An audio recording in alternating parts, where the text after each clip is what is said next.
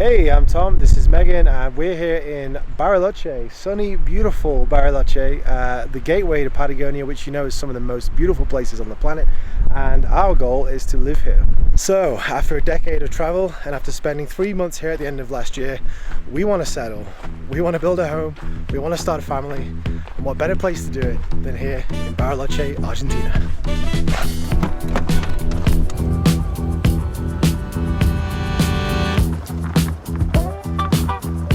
However, it is not going to be easy. Argentina is full of surprises, things never go to plan, and the currency and banking system here is pretty We've already experienced some of the problems with the governance too, with the painful bureaucracy around paperwork and buying cars, getting married, doing visas, but we want to live here anyway, so we're going to move forward without some of those key tools that most people would take for granted.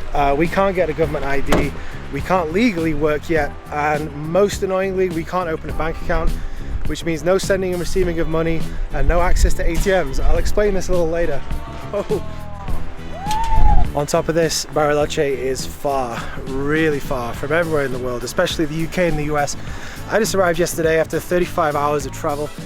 Megan didn't even make her first flight, and so we really are at the start of our journey from backpackers to Argentine residents, and we have a big mountain to climb, laden with obstacles, all in a different language. So yeah, these videos should be quite the adventure. Okay, I think this shot was better. Actually, the adventure already began back in September when we arrived in Bariloche and immediately fell in love. We'll save the whole Bariloche story for another video, but after 2 months of frantically researching, buying a car, and visiting over 50 plots of land for sale all over the western zone of the city, we got married in the beautiful civic center of Bariloche. But simultaneously, we decided against buying land for our dream container home build and instead to buy property. By then we knew for sure where we wanted to live in Bariloche, so the search began again. Okay, that was a lot, and I'm starting to hate the sound of my own voice already. We'll do a whole other video on everything we know about the property market in Bariloche, locations, prices, procedures, and the dreaded títulos, which is the title deeds on the houses. But in quick succession, and by mid-December, we'd seen all of the houses in our desired area at or just above our budget. And to be honest, there wasn't a whole lot available. I'll skip over the part where we spent countless days in and out of the real estate agents' offices, the lawyers' offices, the registry in the municipality, how we decided on our 3 final choices, how we went home for Christmas to visit our families, to arrive to the here and now. Saturday, 24th of January 2026, we've decided on the house.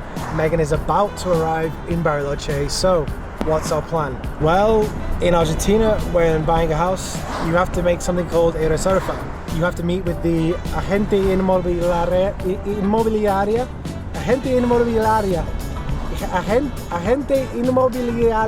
estate agent, and hand over $2,000 in cash. The agent then pauses any online listings, cancels all viewings, and facilitates negotiation between the buyer and seller. The $2,000 stays in a sealed envelope and is returned to us if we cannot come to an agreement on price, or forms part of the payment on the house if we do. And this reserva meeting is what we're going to do on Monday for our dream home. So we'll talk more about that later. First, let's go pick Megan from the airport.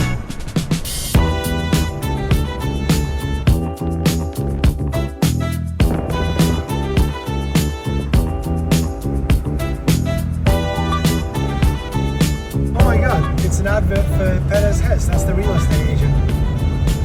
That's crazy.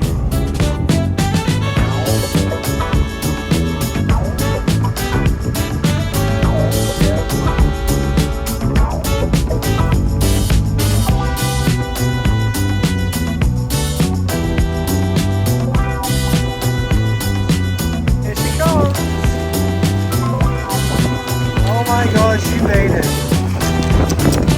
Hi. Wow. I'm so tired, honey. The wheel fell off. My luggage broke. Oh my goodness. You've been dragging them around the airports as well. Thanks for coming in.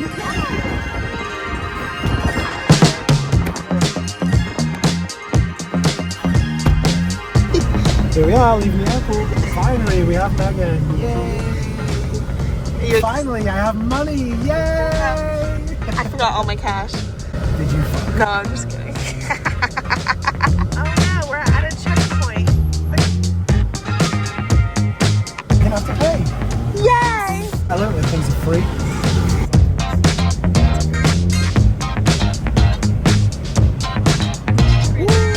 So how was your flight, honey? Oh, it was amazing. What happened? Why did you not arrive when I arrived? Because my flight was delayed and then I would miss my connection. And who had the money that we needed to make the deposit on the house? Me. And when was that supposed to be paid? Yesterday. Well, here we are, and we've rescheduled for Monday, so welcome to Bariloche, honey.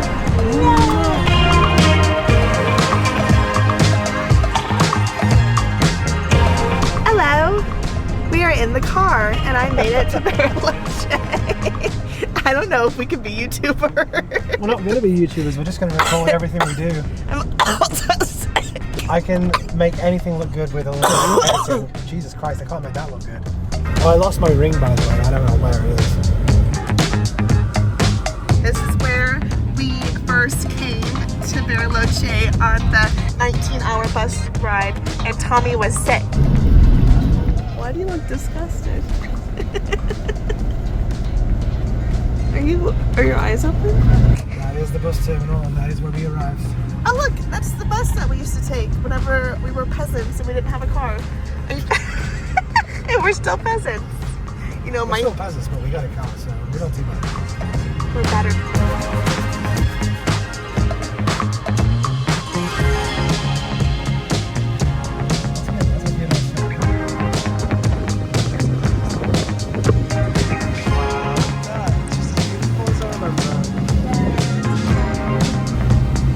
So pretty.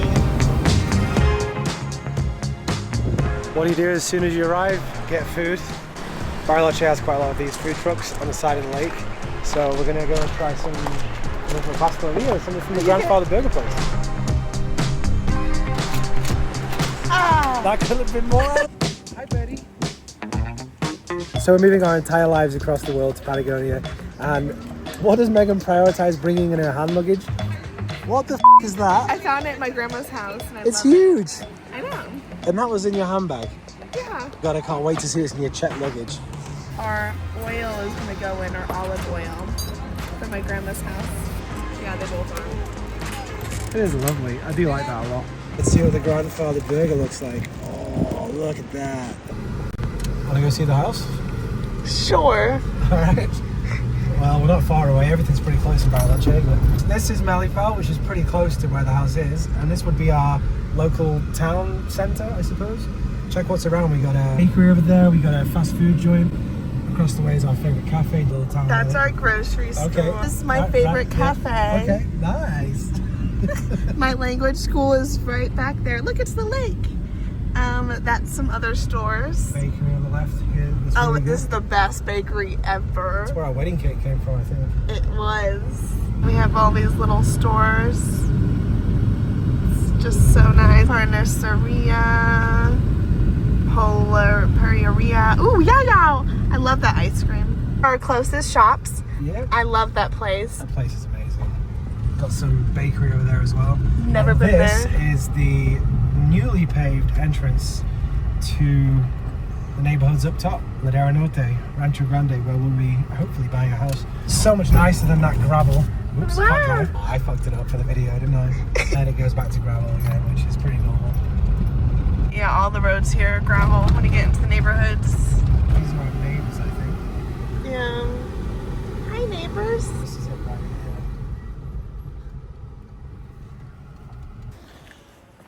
So here we are at the house we've been talking about that we're going to make an offer on Monday. Let's go take a look.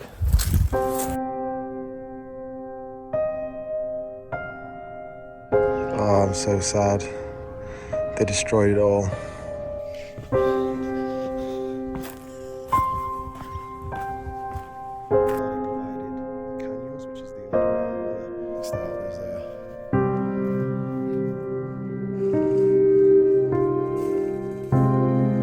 Thomas, can you see yourself raising a family here?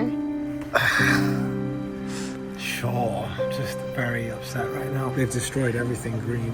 Yeah. There was a lot of plants here, there was a lot of overgrowth, and it looks so nice. It just made the house feel enclosed, and like, you couldn't see the neighbours on all three sides. Now you can. You couldn't see the road and vice versa, but now you can. But the worst is at the back, it's just been destroyed. You'll be able to see it before and after from right here.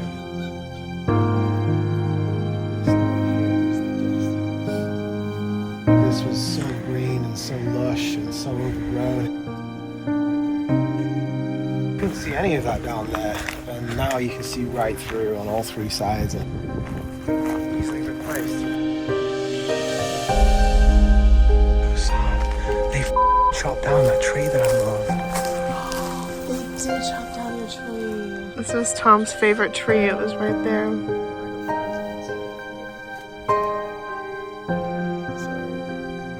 So close to the house, and it was so green, and it would have been part of the deck. This, which is what we're probably going to live in for the next 3 months, it's surrounded by greenery. Oh, it was so cute. You can plant trees and stuff, but it has to be the right time of year. It has to be a native species, and it costs money and time and soil, and just annoying that it was already there and it already felt really nice and part of nature, and now it's just like grey and burnt ground, and it's the hottest, driest part of the year, and we have no water, so we can't exactly change this. But this is life, huh? They're getting 10,000 less. That's where I'm gonna read my books. Alright, so that was very dramatic, but the house and guest house were as beautiful as we remember, and yes, there's a lot of work to do, but we're up for a project, right? Yeah, as Tom was crying in the backyard, I actually got to know our neighbor. He speaks perfect English. He's traveled. So nice. He's so nice. We learned so much from him. We found out there's essentially nothing wrong with the house aside from the water. Just the previous tenants, I think the last several years, they've been a bit filthy. Picture, he said, 4 cats, 2 dogs, piss and shit everywhere, garbage piled up outside, so yeah, they're not there anymore. No, thankfully. Whenever we toured it, the real estate agent was like, "I'm so sorry about the smell of cat piss." And me and Tom were like, "What?" So after chatting with the neighbor, Tom finally forgot about the plants not being there. They chopped down that tree that I love.